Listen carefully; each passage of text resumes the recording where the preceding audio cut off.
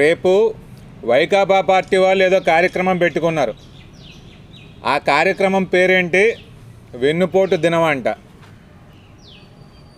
అయ్యా, మీరు కార్యక్రమాలు పెట్టుకునే ముందు ఒకసారి మీరు అధికారంలో ఉన్నప్పుడు ఏం చేశారో ఆలోచించండి.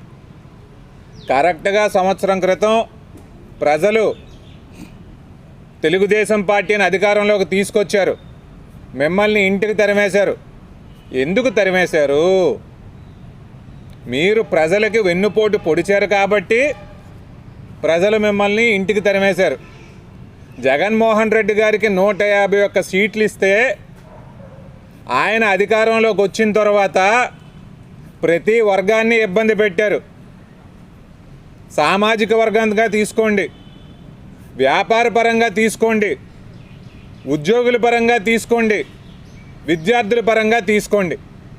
అన్ని రకాలుగా కూడా అందరు ప్రజల్ని ఇబ్బంది పెట్టిన వ్యక్తి అంటూ ఎవరైనా ఉన్నారంటే అది జగన్మోహన్ రెడ్డి గారు. మీరు ఏం చెప్పి అధికారంలోకి వచ్చారు? 3,000 రూపాయలు పెన్షన్ ఇస్తానన్నారు. 3,000 రూపాయలు పెన్షన్ చేయడానికి మీకు 5 సంవత్సరాలు పట్టిందండి. మద్యం నిషేధం చేస్తానని చెప్పారు. ఎక్కడైనా నిషేధం చేశారా మీరు? షాపులు పెంచుకుంటూ పోయారు, రేట్లు పెంచుకుంటూ పోయారు.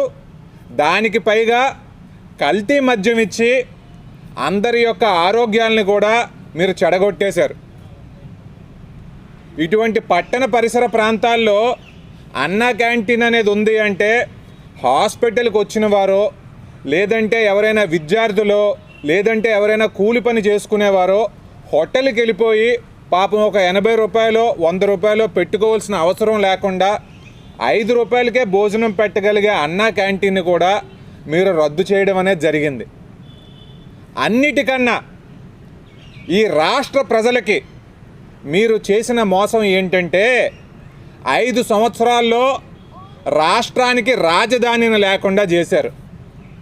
చరిత్ర మొత్తం మీద మన దేశంలో కానివ్వండి, అంతర్జాతీయంగా కానివ్వండి, ఒక దేశానికి కానీ రాష్ట్రానికి కానీ రాజధాని లేకుండా అంటూ ఎక్కడైనా ఉందా? ఆ రాజధానిని కూడా మీరు లేకుండా చేశారు. పిల్లలందరినీ కూడా గవర్నమెంట్ విద్యకి దూరం చేసిన మాట వాస్తవం కాదా? ఎక్కడైనా భవన నిర్మాణ కార్మికులకి మీ హయాంలో ఇసుక సరిగ్గా దొరికిందా? మన రాష్ట్రంలో ఎక్కడైనా ఒక కంపెనీ మీ హయాంలో వచ్చిందా? ఒక ప్రైవేట్ ఉద్యోగం ఎక్కడైనా వచ్చిందా?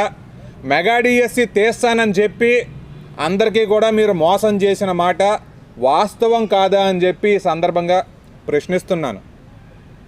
ఇక అభివృద్ధి మాటకు వద్దాం. ఏదైనా పట్టణం, ఏదైనా నగరం మన రాష్ట్రంలో రూపురేఖలు మార్చారా మీరు? మన విజయనగరం ఏమైనా మారిందా? విశాఖపట్నం ఏమైనా అప్పట్లో మీరు మార్చారా? 3 రాజధానులు అని చెప్పిన తర్వాత కూడా ఏదీ లేదు. గ్రామాల్లో కిలోమీటర్ మేర అయినా ఎక్కడైనా సీసీ రోడ్ వేసారా?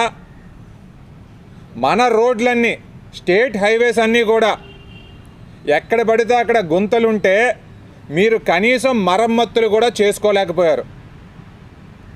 అన్నిటికంటే ప్రజలకి కానీ ఉత్తరాంధ్ర ప్రాంతానికి కానీ మీరు చేసిన అతిపెద్ద అన్యాయం ఏంటంటే ఋషికొండ ప్యాలెస్.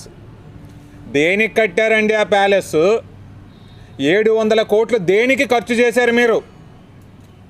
అందులో 10% తోటపల్లి ప్రాజెక్టు మీద పెట్టుండి మరమ్మతులు చేసి మిగులు పనులన్నీ కూడా చేసి ఈ ప్రాంతంలో ఉన్న మిగిలిన ప్రాజెక్టులను కూడా పూర్తి చేయలేరా ఆ డబ్బుతో? కానీ మీకు ఆ శ్రద్ధ లేదు. భోగాపురం ఎయిర్పోర్ట్ అందులో 10% తోటపల్లి ప్రాజెక్టు మీద పెట్టుండి మరమ్మతులు చేసి మిగులు పనులన్నీ కూడా చేసి ఈ ప్రాంతంలో ఉన్న మిగిలిన ప్రాజెక్టులను కూడా పూర్తి చేయలేరా ఆ డబ్బుతో? కానీ మీకు ఆ శ్రద్ధ లేదు. భోగాపురం ఎయిర్పోర్ట్ని తీసుకుందాం. చంద్రబాబు నాయుడు గారు ప్రారంభించిన పనులు, చంద్రబాబు నాయుడు గారు చేసిన శంకుస్థాపనలు అవన్నీ కూడా వదిలేసి మీరు అధికారంలోకి వచ్చిన 4 సంవత్సరాల తర్వాత మళ్ళీ శంకుస్థాపనలు చేశారు. భోగాపురం ఎయిర్పోర్ట్ మీద మీరు శ్రద్ధ పెట్టుంటే 2020కో లేదా 2021కో భోగాపురం ఎయిర్పోర్ట్ పూర్తి అయిపోయి ఉంటే ఈ రోజున మన ప్రాంతం ఇంకా అభివృద్ధి చెందేది కాదా అని చెప్పి ఈ సందర్భంగా నేను అడుగుతున్నాను. వీటి మీద మీరు శ్రద్ధ పెట్టకుండా తెలుగుదేశం పార్టీని విమర్శించడానికి లేదా తెలుగుదేశం పార్టీ పట్ల ఏదో బురద జల్లడానికి ఇలాంటి కార్యక్రమాలు చేయకూడదు. ఈ రోజున ప్రభుత్వం చేస్తూ ఉన్న కార్యక్రమాలు కానివ్వండి, చంద్రబాబు నాయుడు గారి ఆలోచన తీరు కానివ్వండి, ఒకసారి మనం ఆలోచించాల్సిన అవసరం, ప్రజలందరికీ కూడా తెలియజేయాల్సిన అవసరం ఎంతైనా ఉంది.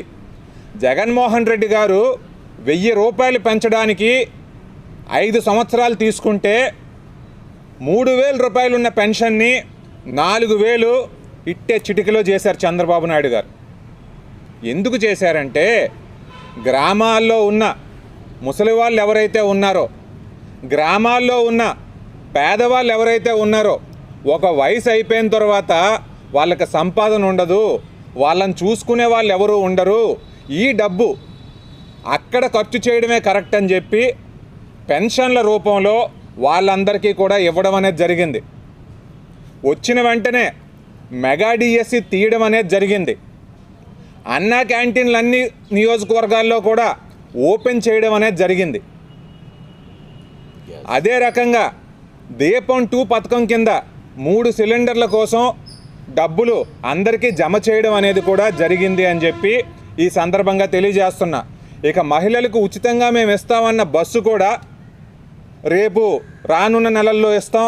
అదే రకంగా విద్యార్థులకు ఇవ్వాల్సిన 20,000 రూపాయలు కానివ్వండి, రైతన్నలకు ఇవ్వాల్సిన అన్నదాత సుఖీబాబా కానివ్వండి, ఇదంతా కూడా అతి త్వరలోనే ఇస్తామని చెప్పి గవర్నమెంట్ చెప్తా ఉంది. స్టూడెంట్స్కి ఇవ్వాల్సిన తల్లికి వందనం. ఆ రకంగా ఏంటంటే మేము అధికారంలోకి వచ్చిన తర్వాత ఈ రాష్ట్రం ఏ పరిస్థితిలో ఉంది, మీరు నాశనం చేసి పారేశారు. మేమిప్పుడు ఆదాయ వనరులను పెంచుతూ ఉన్నాం, సంపదను పెంచుతూ ఉన్నాం. ఉన్న డబ్బులు ఏవైతే ఉన్నాయో ప్రయారిటీ బేసిస్ మీద ఒక్కొక్క వర్గానికి ఇచ్చుకుంటూ వెళ్తున్నాం. అదే రకంగా అభివృద్ధి మీద కూడా మాకు పూర్తి రకమైన శ్రద్ధ ఉంది. ఈరోజు వచ్చిన తర్వాత వితిన్ 3-4 మంత్స్లోనే రోడ్లన్నీ మేము బాగు చేసామా లేదా, మరమ్మతులు చేసామా లేదా, గ్రామాల్లో ముందు ఎలాగున్నాయి ఇప్పుడు ఎలాగున్నాయని చెప్పి ఈ సందర్భంగా వైకాపా నాయకులను అడుగుతూ ఉన్నాను. అదే రకంగా అమరావతిని అభివృద్ధి చేస్తామని కూడా చంద్రబాబు నాయుడు గారు చెప్తున్నారు.